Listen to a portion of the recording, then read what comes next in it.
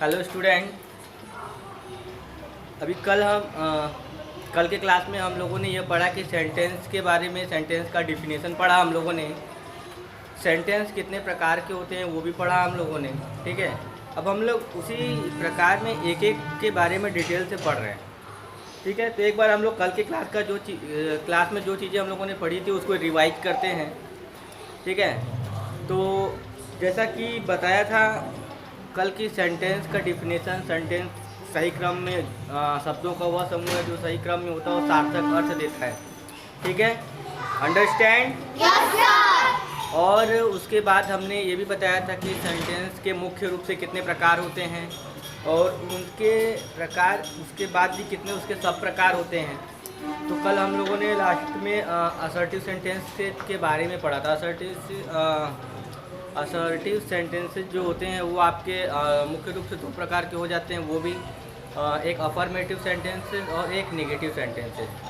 Understand? Yes sir. तो आज हम लोग उसी को आगे बढ़ाते हैं। ठीक है, और हम लोग आते हैं आज आपको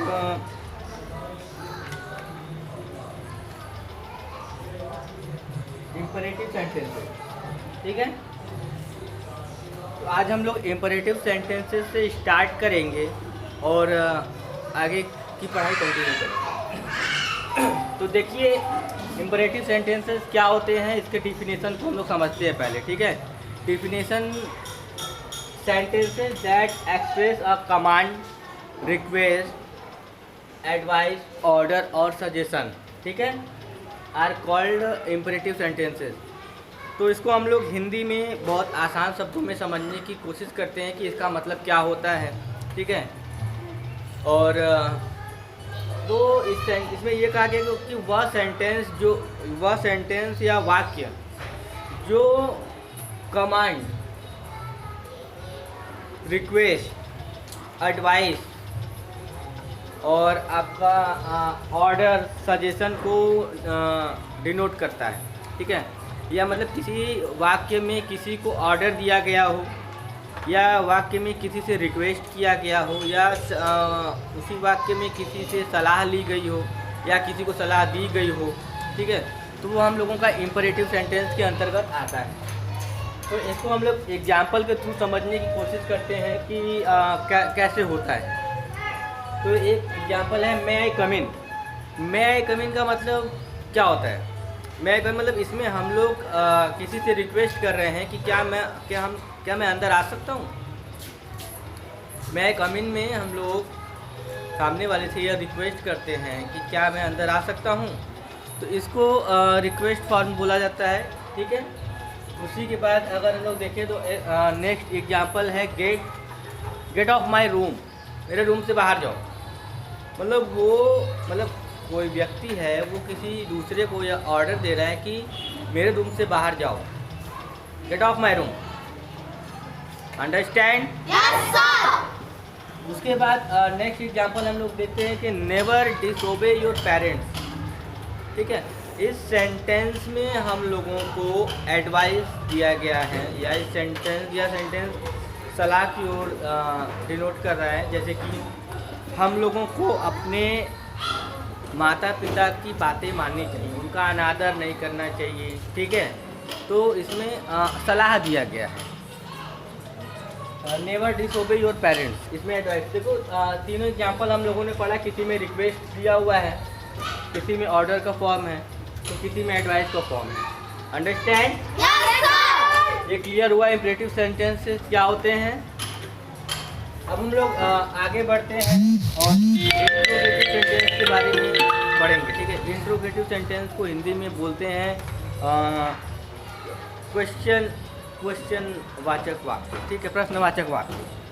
तो हम लोग इंट्रोगेटिव सेंटेंस के डिफिनेशन के बारे में पढ़ते हैं कि क्या होता है।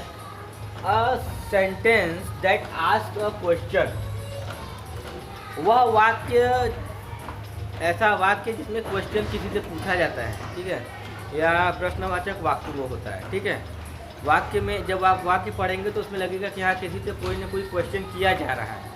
ठीक है, तो वो वाक्य प्रश्नवाचक वाक्य कहलाता है। A sentence that ask a question is called interrogative sentence, ठीक है। अब इंट्रोगेटिव सेंटेंस भी आपके दो प्रकार के होते हैं, ठीक है। और ये दो प्रकार से कौन कौन से होते हैं इनको हम लोग समझने की कोशिश करेंगे। तो फर्स्ट है यस और नो टाइप। मतलब क्वेश्चन देखिए दो प्रकार से पूछा जा सकता है मुख्य रूप से। या तो एक ऐसा क्वेश्चन पूछा जा सकता है जिसमें हम लोगों को सिर्फ हाँ और ना में जवाब देना होता है, यस और no only, not more than, ठीक है। उसके बाद दूसरा जो होता है वो WH क्वेश्चन टाइप का होता है, उसको भी हम लोग पढ़ेंगे। इसमें जो है बताना पड़ता है किसी चीज़ को कि कैसे, क्यों, कब, ठीक है। तो हम लोग यस और नो, जैसे कि देख लीजिए example, do you want a coffee, जैसे कि यस और नो टाइप में ये है, do you want a coffee, क्या तुम कॉफ़ी चाहते हो। तो तुम एक वर्ड में आंसर दोगे यस या no. Do you want a coffee, no. Do you want a coffee, yes. मतलब जिसको चाहिए वो यस में आंसर देगा, जिसको नहीं चाहिए वो नो में आंसर देगा। Understand? Yes sir. Are you tired, क्या तुम थक गए हो, क्या तुम थक गए।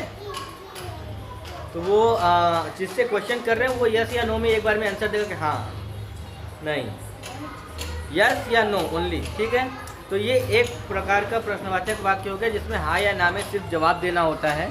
इसको बोलते हैं यस और नो टाइप क्वेश्चन, ठीक है। उसके बाद दूसरा उसी क्रम में हम लोग आगे बढ़ते हैं तो आता है जिसको हम लोग WH टाइप का बोलते हैं। WH टाइप में ये होता है कि उसको बताना पड़ता है, ठीक है, उसको बताना पड़ता है। जैसे कि इसमें एग्जाम्पल के थ्रू हम लोग इसको समझने की कोशिश करते हैं कि हाउ ओल्ड आर यू, कितने साल के हो तुम। तो तुम बताओ कि I am 15 year old, 18 year old. अपना आंसर दोगे, थोड़ा सीक्वेंस में दोगे और ठीक है बताओगे उसको, सामने वाले को बता, ठीक है। व्हाट आर यू डूइंग, जैसे कि अब तुम कुछ काम कर रहे हो, ठीक है। अब सामने वाला पूछे व्हाट आर यू डूइंग, तो आपको बताना पड़ेगा पूरी बात है कि आप वाकई में कर क्या रहे हैं।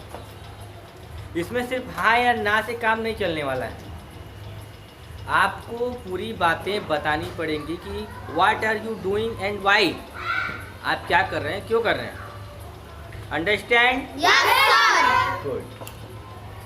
अब हम लोग इसी सेंटेंस के टॉपिक में, इसके पार्ट्स में लास्ट पार्ट पढ़ने जा रहे हैं जिसका नाम है एक्सक्लामेशन सेंटेंसेस, ठीक है।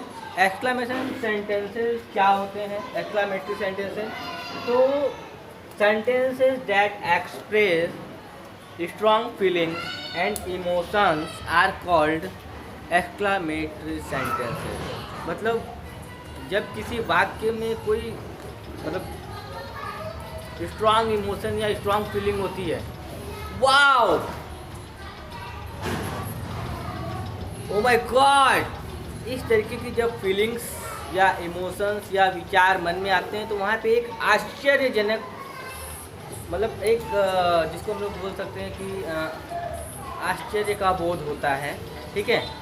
तो ऐसे सेंटेंस को एक्सक्लामेटरी सेंटेंसेस बोला जाता है। इसको हम लोग, अब ये जो है वो एक्सक्लामेशन से ही, मतलब लास्ट में एक्सक्लामेशन मार्क होता है, ठीक है, वो इस टाइप का होता है, इसको हम लोग यूज करते हैं, ठीक है। तो इसको हम लोग एग्जाम्पल के थ्रू समझने की कोशिश करते हैं। देखिए, hurrah, we won the game, wow, हम लोग गेम जीत गए। और उसके बाद दूसरा एग्जाम्पल हम लोग, what a beautiful painting, wow, कितनी सुंदर पेंटिंग आपने बनाई है। मतलब कितना आश्चर्य का अनुभव हो रहा है। जब हम लोगों को किसी सेंटेंस में आश्चर्य टाइप का बोध होगा तो वो एक एक्सक्लामेटरी सेंटेंस की तरह इंडिकेट, वो एक्सक्लामेटरी सेंटेंस से होता है। और उसमें हम लोगों को मुख्य रूप से ये साइन देखना पड़ता है। ये एक्सक्लामेटरी सेंटेंसेस में ये साइन आपको जरूर मिलेगा। अंडरस्टैंड? Yes sir. तो हम लोगों ने अभी तक सेंटेंस के बारे में पढ़ा, ठीक है, और सेंटेंस के कितने प्रकार होते हैं इसको भी पढ़ा, और बहुत ही आसान शब्दों में हम लोग पढ़ने की कोशिश कर रहे हैं ताकि सभी को प्रॉपरली समझ में आ जाए। देखिए, हम लोग बेसिक बेसिक पढ़ रहे हैं, सेंटेंस का बेसिक पढ़ रहे हैं, ठीक है। और ये बेसिक, ये समझ लीजिए इंग्लिश को भी हिंदी तरीके से समझाने का कोशिश किया जा रहा है।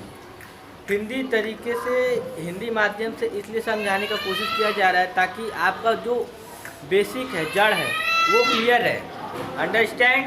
Yes sir. और आप लोग अपने और भी फ्रेंड्स हैं, ठीक है, उनको भी बता सकते हैं। अब हम लोग सेंटेंस के इसी टॉपिक को आगे बढ़ाएंगे। अंडरस्टैंड? Yes sir.